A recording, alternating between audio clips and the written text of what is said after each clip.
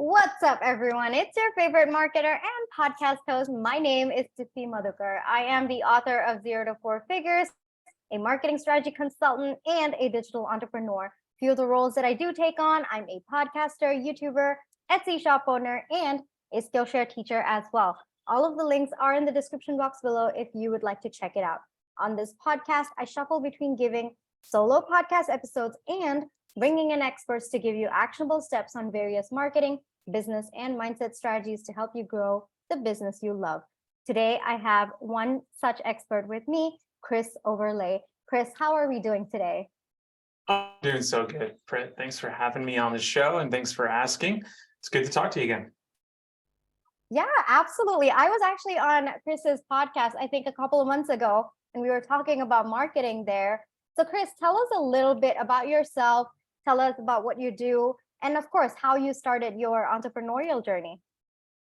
Yeah, sure.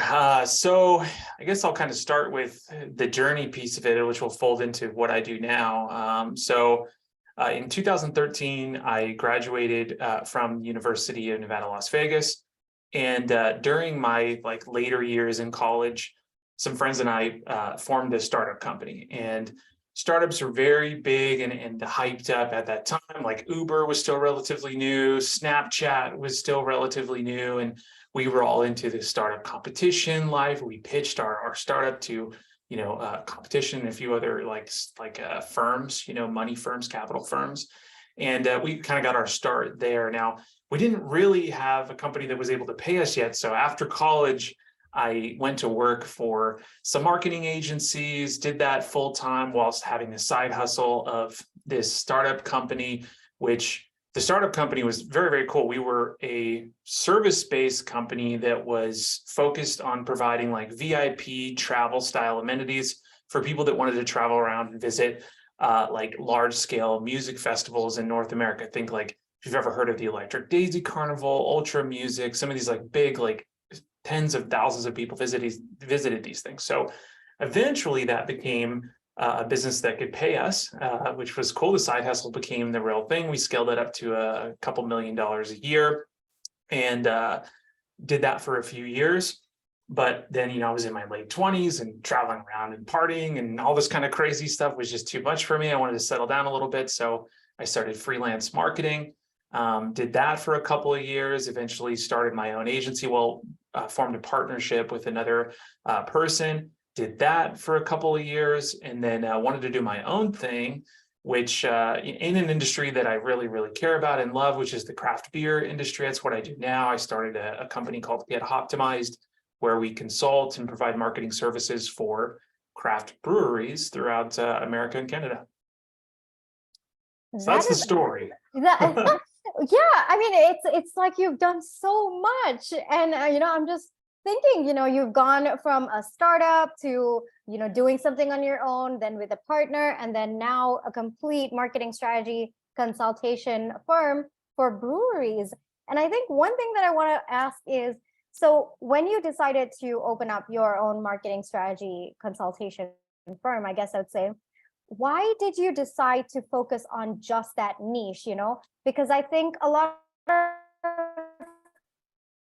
of my audience, they're solopreneurs looking to get started. And one of the things that they're so afraid of is niching down. So how is it that, one, you found the courage to niche down? And number two, how did you select your? Yeah, great question. So, the agency I was a partner in, we were very much so like a generalist agency. We would take whatever contracts we could take. It was all right, we were doing e-commerce, we were doing professional services, we were doing local businesses, we were doing anything, right? And I think when we started that, the idea was we got to make any kind of money we can possibly make. And I think that's a very valid reason to take on whatever business. But what ends up happening as you extrapolate that out to hiring people, to building what I call mechanical type services that can be repeated and scaled, it's very challenging to do that because every little niche, every little industry has its own personality, its own needs and own wants and its own things that are going to work for it. So you kind of don't become an expert in any of those categories, and it's hard to source talent to fulfill that. So that agency was doing okay, but it definitely, we had troubles with scaling. So my thought with a niche was that, and this was not just my idea, we were part of mastermind groups. I talked to a lot of very successful marketing agency owners. And the idea was, look, if you niche down, you're going to be able to create products and services that are repeatable and scalable. And you build a highly expertise in that market and a reputation for having that expertise in that market. And that helps you. And so it's like, all right, the niche seemed to be a valid business move.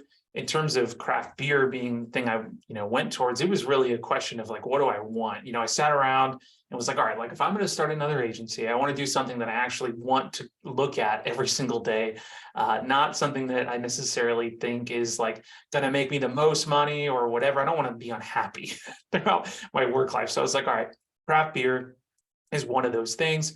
And it continued to stick with me. I brew beer at home. I've always been a fan of the industry. And was like, okay, let's maybe try this. And that was about a year and a half ago that we launched that business, and it's doing well now. So it's fun, and it's a nice business move as well.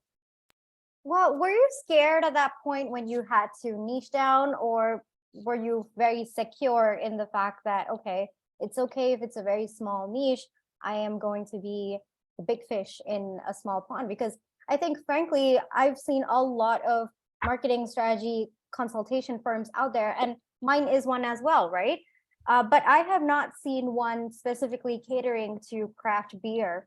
And so for me, that was actually very intriguing when I met you. And in a lot of ways, I think meeting you has sparked that thought in me, like, is it time for me to niche down and bring myself to just maybe 3 areas that I focus on?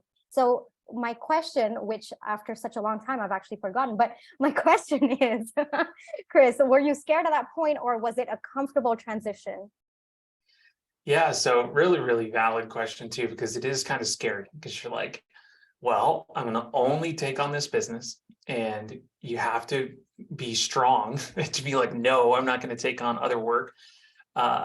So there is absolutely a fear with it. But I did my homework ahead of that, and I would recommend that to anybody. Like, do the research on your market and try to look for the things that are going to, ultimately kind of show you that this is a good move. One of those things was, is there enough business in this niche? So I look at the industry here in the United States, and within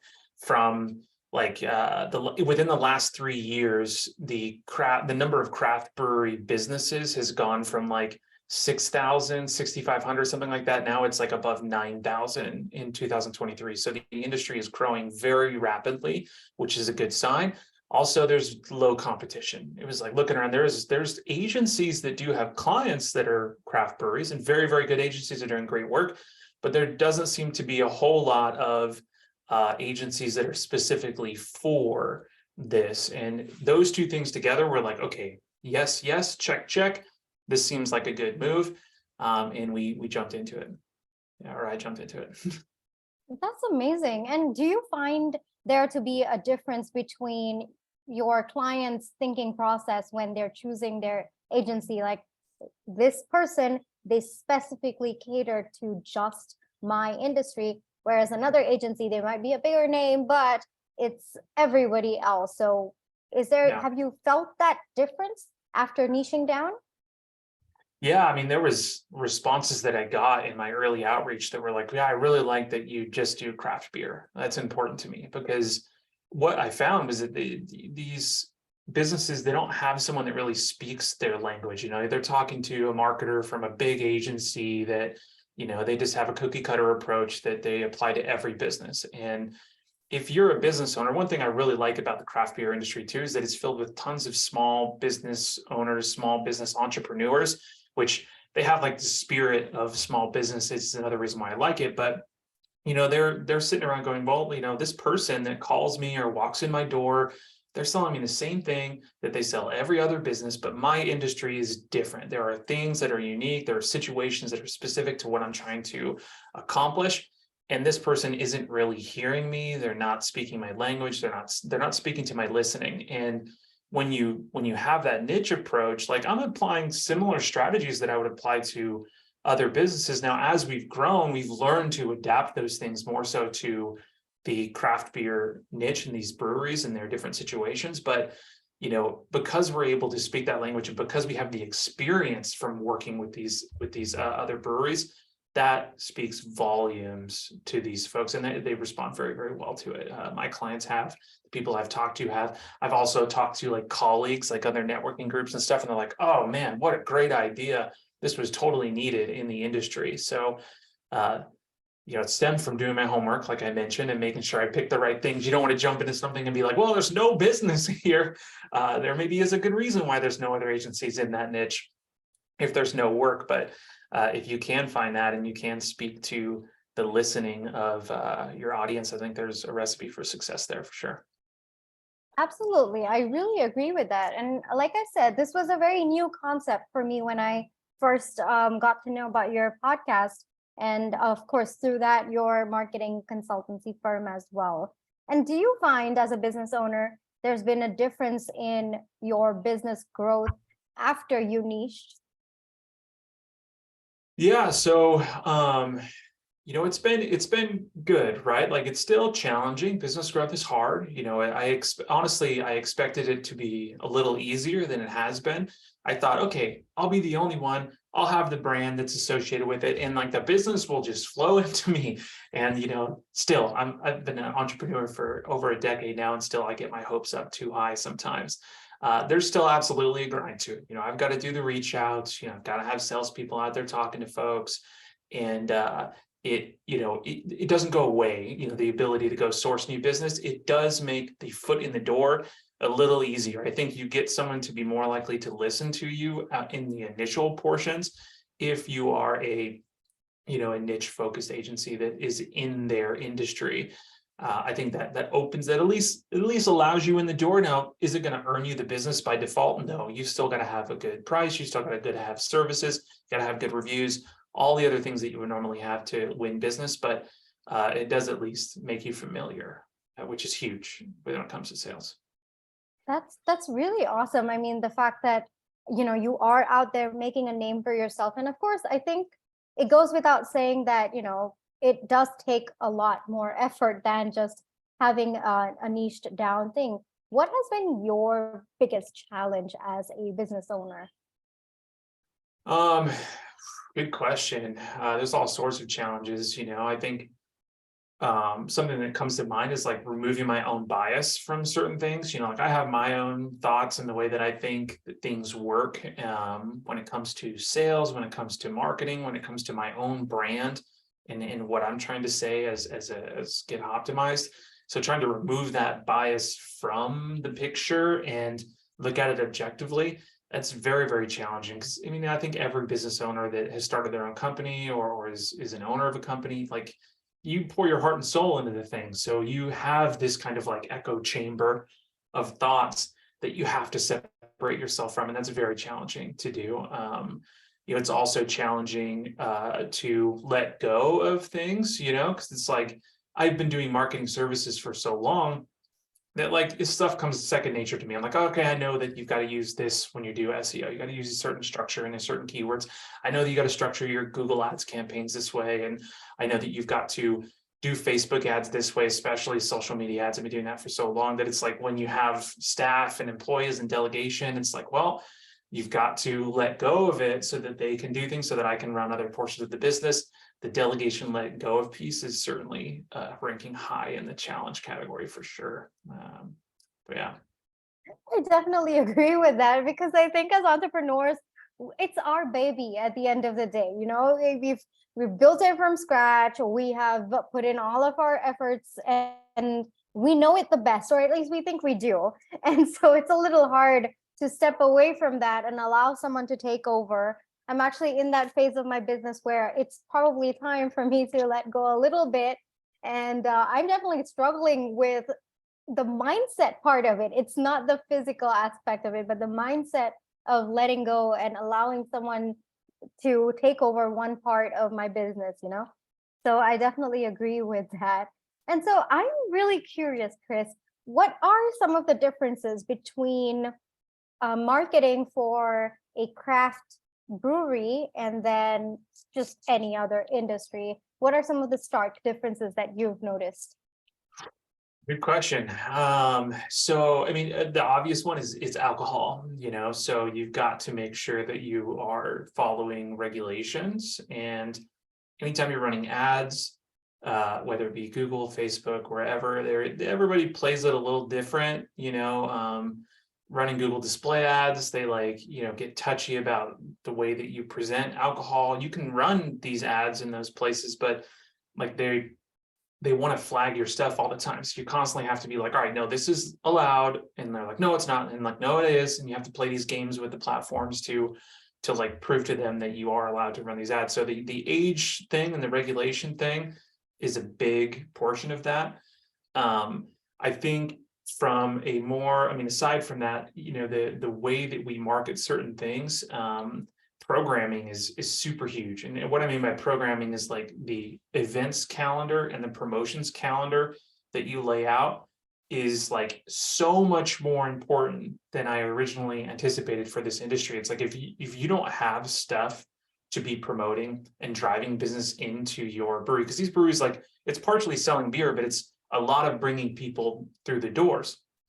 And I should have known this coming from a company where we did events, a startup where we ran events all the time, that it's a lot like getting people to come through the gates of an event, but it's a tap room now. And you've got to have discounts and promotions. You've got to have special events. You've got to have music. You got to have trivia night. You got to have all these different things that you can say and will drive somebody in. Otherwise, you really fall flat. If you don't have programming, you don't have anything really. It's difficult to drive business without it. So that was a huge difference for me, and I've worked with so many different industries in the small business world that, a lot of it is just, we just need to raise awareness. Let's tell people about what we do. Let's communicate value. Let's drive people to the website. That's a lot of what you do with digital marketing. But with these tap rooms, it's much more of a brick and mortar style business. So it's like, all right, how do we get people in the door? That was a big difference for sure. I agree with that. I mean, now that I'm thinking about it, and also, when I came on your podcast, we did talk at length about, the very different version when it comes to events, especially the high focus on it. And so, even when I look at breweries around my place, I'm telling you, I'm in India, I'm in Bangalore right now. And in the last 3 years, there have been at least 7 new breweries that have come up in maybe a 1 to 2 kilometer radius around mine. And I'm just like, it's growing. I mean, it's growing across. I guess it's also growing here. I guess it's also growing there, which is a good thing, I guess. Many of these are family owned, if I'm not wrong. Not the ones here, but I remember you telling me that many of the ones there are family owned. Does that factor into your consideration for the marketing aspect of it? Totally. Yeah. A lot of them are family owned. It's husband and wife. It's, a husband that works there, and the wife works there, or the kids work there, or it's just, individually owned. This isn't corporations that come in there. It's starting to get where some of these breweries, as they get bigger and bigger, they start to form these kind of like conglomerations or partnerships where there's 4 or 5 brands that are now part of this, almost like a co-op. It's not really a co-op, but it's kind of like that, where they form this larger organization. There's a few of those here in the States, and I think it's a natural progression of it. And there's a reason you do that. You pull your resources. Now you can compete with the big guys, like, the big beers out there, like Miller Coors, these kind of groups. So I think you might see some of that in other places, but my personal favorite thing to work with is the small business owners. I don't really want to work with the big corps.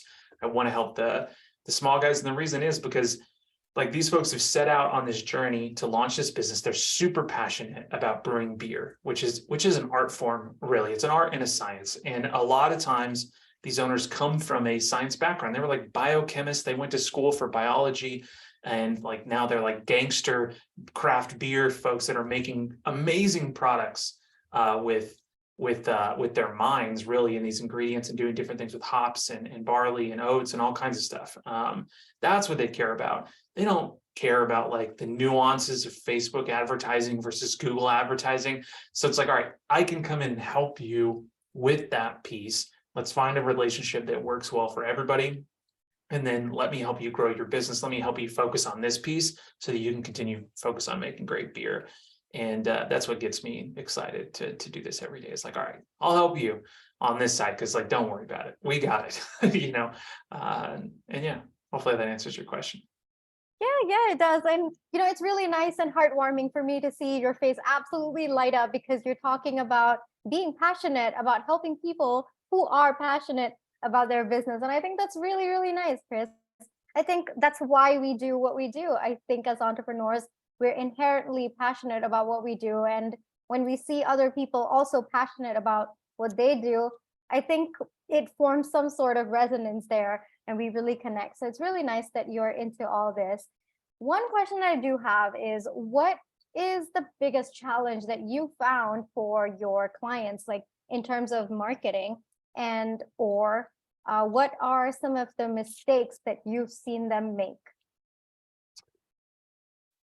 Good question. Okay, yeah, here's a good one. So I think that there is, and this is going to be what I think is a little bit forward thinking here. Okay, so I think a big mistake that a lot of small businesses make, I've seen it happen in the brewery industry especially, but I look around and I see so many local small businesses making the same mistake, is they put way too much weight on organic social content, on organic content, period. Okay. I guess organic social content, they put way too much weight, and they think that if they post at the right time with the right hashtags, with the right magical formula, that they're going to get all this free traffic and they'll grow, they'll go viral or whatever. And it's like, it's a fallacy that is an actual business strategy, in my opinion. I think you're not going to bring dozens and hundreds of new people in your doors by cracking the algorithmic code. And here's why: because the companies that run that code, they're a bajillion-dollar companies, and their job is to make sure that you pay them to get access to the eyeballs that you want access to. So like, it's a little bit of like a salty opinion, because I've been look at Facebook, I look at Twitter, I look at these big companies, and it's like, okay, they don't want you to have that free access. So my advice to that is like, stop trying, leverage paid avenues to get the word out about your stuff that you're doing, and quit trying, because really what you're doing, you're wasting, like, you might not see it as paid money to do all these like crazy things with organic, but you're wasting time and effort. If you've hired someone to do some of this for you, well, you're definitely paying for it now. And I'm not saying don't put an emphasis on organic content. You absolutely should. You have to have a personality. There's a reason for it in the customer journey, building trust, building personality, you're building a relationship with your audience. But if you think that is going to bring in tons and tons of new business, I think that's not the right path. You need to be thinking about paid, you need to think about promotional efforts, you need to be thinking about increasing the number of people that see your stuff. And you're not going to do that with organic content. You need to do it with paid, ultimately. So that's a big mistake I see a lot of small businesses make, because they're too afraid to spend money on ads when they should absolutely be spending money on ads. Then the question becomes, what do you spend money on? Like, which ad platforms, how do you do it, so on and so forth. But that is a much healthier conversation to be having than, how can we make the next viral sensation on Reels or TikToks, in my opinion. I agree with your premise, because even when I talk to potential clients, I see that the first question that they've asked me is, well, how do I create content that goes viral? And so it's a journey for me to actually get them out of that mindset even before I'm hired as a client, or well, they come on as a client, I guess. And that journey is me explaining to them that it's not about going viral. It's about creating a consistent marketing strategy that actually works long term. And I think that the whole fad of going viral, people seem to think that it's just, okay, one content that's going to go viral and then we're going to explode and then everyone's going to know about us. And it's hard. As a marketer, I completely... if you do, great. Maybe you get lucky, but like building your marketing strategy around going viral, not a healthy one, Not a healthy one. No. And it's taken me a lot of, time and energy even before I'm hired to kind of shift their mindset, to let them know that no, that's not the best way to go. That's not how it's going to work with me.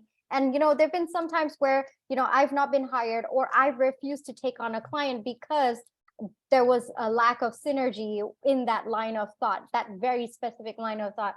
So it's really interesting that you bring it up too, because it's very true out there. And for me personally, in my opinion, I think that social media, like you said, Chris, they're a business themselves. It's just the rules of the game, right? They are worried about making people stay on their platforms. They're worried about making money, especially with whatever's going on with Twitter. Everything's out in the open, and all these conversations we're listening, and it's pretty evident that money is a very, very crucial factor and one of the most important things for them at that moment. And it's not their fault. They are a business at the end of the day. And so for me personally, when I talk about social media, I only focus on organic personally, because that's just my area of expertise. So when I tell my clients, I usually say social media is for community building. It's not for brand awareness. You're not going to go viral. It's not going to explode. You only focus on community building when it's social media. And then if you want brand awareness, it's paid. You go for the inorganic methods, and then, that route. And so I think that sort of lines up with your thoughts as well. What do you think about that? Yeah, I think you're dead on. Community building is where social media, organic social content fits. Now, you can do brand awareness on social, but it's going to be a different methodology, right? And understanding where these things fit into the customer journey and into the buying process, right? Like people go through a process before they buy things. They have to become aware of it. Then there's this kind of like marriage phase where they build trust, and like they review you, and they're kind of thinking about it before they buy. That's where social media kind of fits. It's like, how do we kind of build and grow on that relationship? But it's not really a great brand awareness activity. Absolutely. Sometimes it can. There's flukes that happen. You hear about these companies where it's like, we went viral on TikTok and now I'm a millionaire, and the kid's like 19 and he's selling some kind of stupid widget or something like that. And like, sure, you can, like, that kid got really, really lucky. It's an outlier. That's what I think. Exactly. We hear so many outlier stories that we think that is the norm, but frankly, it's a very, very rare occasion. It's just that we hear about it often, so we don't see the skew. I guess that's what I would call it. There's like this quote that's circling around. I don't know if it's like Steve Jobs or one of those ones where it's about, I'm going to totally misrepresent it, but it's like, the overnight success that you saw took like years to get to the overnight success. Absolutely. I completely agree with that. And honestly, that's one of the things that I've even mentioned in my book as well, because a lot of times we don't realize that even though maybe that one viral thing went overnight or whatever it was, but it took, there's always a journey getting to that point, and we don't see it. Just because we don't see it doesn't mean it doesn't exist. And so I definitely agree with that premise. And so, Chris, if anyone in my audience want to reach out to you for help with their business, their craft brewery, are you restricted by any location, or are you okay? No, we can help wherever. Most of the business we do is in North America, but like we can work anywhere. I think a lot of these same marketing principles fit. At the very least, I'm happy to give you some advice and give you some thoughts on things. My door is always open for that kind of stuff. Or if you've got a cool story that you want to share about, the way that you made success in the craft beer industry, we do have a podcast too, and we love having folks on to talk about that kind of stuff, about how to grow a business in the niche. My company is called Get Hoptimized. It's gethoptimized.com. My name is Chris Overlay. You can do some searching to find that. I'm on LinkedIn, Instagram, all the places. So, and the podcast is called Get Hoptimized as well. So we kept it all the same and make it easy. And you can find us all over the place. Absolutely. If you guys are listening, I'm going to put all of the links in the description box below. Reach out to Chris, say hi to him, tell him one thing that you liked about this podcast episode, and get the conversation going. Chris, thank you so much for joining me on the Marketing Nomad Show. It has been an absolute pleasure to have you. I'm excited to see bigger stuff coming from you, coming from Get Hoptimized. And yeah, thank you so much. Thanks, Britt. Pleasure's all mine. Thank you. For those of you listening all the way up until here, thank you. I will catch you in my next episode. Bye-bye.